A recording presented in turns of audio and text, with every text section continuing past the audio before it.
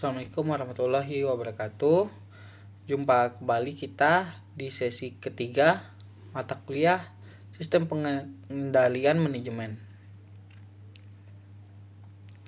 Untuk sesi 3 ini pokok pembahasannya itu proses pengendalian manajemen, pengukuran dan penilaian kinerja, serta manajemen kompensasi. Jadi sistem pengendalian manajemen memiliki urutan-urutan tahapan proses pelaksanaan. Jadi setiap tahapan yang dilakukan akan berpengaruh dan dipengaruhi oleh tahapan proses lainnya.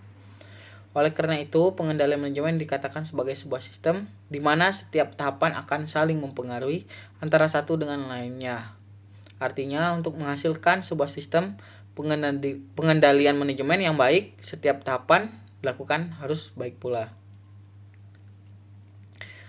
Tahapan proses pelaksanaan sistem pengendalian manajemen terdiri dari 4 bagian, di mana 2 bagian akan dipelajari pada modul ini, sedangkan 2 bagian lainnya sudah dipelajari pada modul sebelumnya. 2 tahapan proses pengendalian manajemen yang akan dipelajari di modul ini yaitu pengukuran dan penilaian kinerja, kemudian manajemen kompensasi.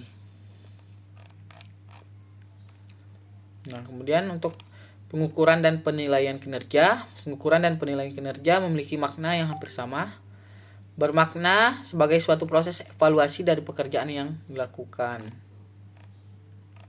Untuk pengukuran kinerja ya dapat menggunakan balance scorecard maupun pendekatan analisis varian. Terdapat 3 aspek formal untuk dapat melakukan suatu proses pengukuran kinerja yang baik. Pertama itu ukuran-ukuran, variabel yang diukur, kemudian proses pengukuran dan infrastruktur teknis. Kemudian ada proses penilaian kinerja memanfaatkan informasi yang berorientasi pada finansial dan non-finansial. Hal ini dilakukan agar proses penilaian dapat dilakukan dengan objektif.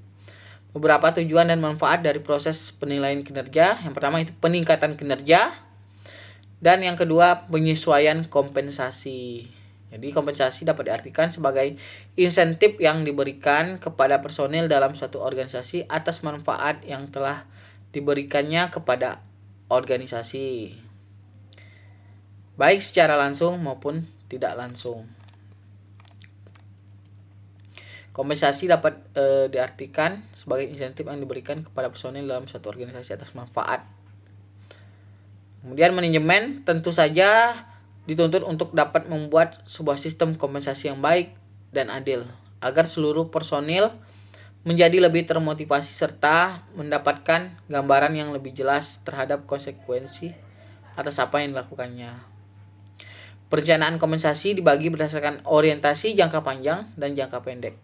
Kompensasi jangka pendek didasarkan pada kinerja pada periode tahun berjalan, sementara kompensasi jangka panjang akan berorientasi pada keberhasilan jangka panjang. Mohon diperhatikan bahwa partisipasi tutor saudara memberikan kontribusi nilai sebesar 50% terhadap nilai akhir. Kami menghimbau bagi saudara yang belum mengikuti program ini untuk login di setiap inisiasi, aktif dalam setiap diskusi, dan mengumpulkan tugas tutorial yang pertama ini ya, yang diberikan pada sesi ini.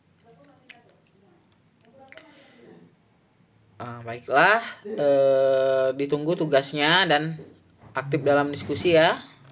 Saya akhir dengan wabillahi taufiq wal hidayah. Wassalamualaikum warahmatullahi wabarakatuh.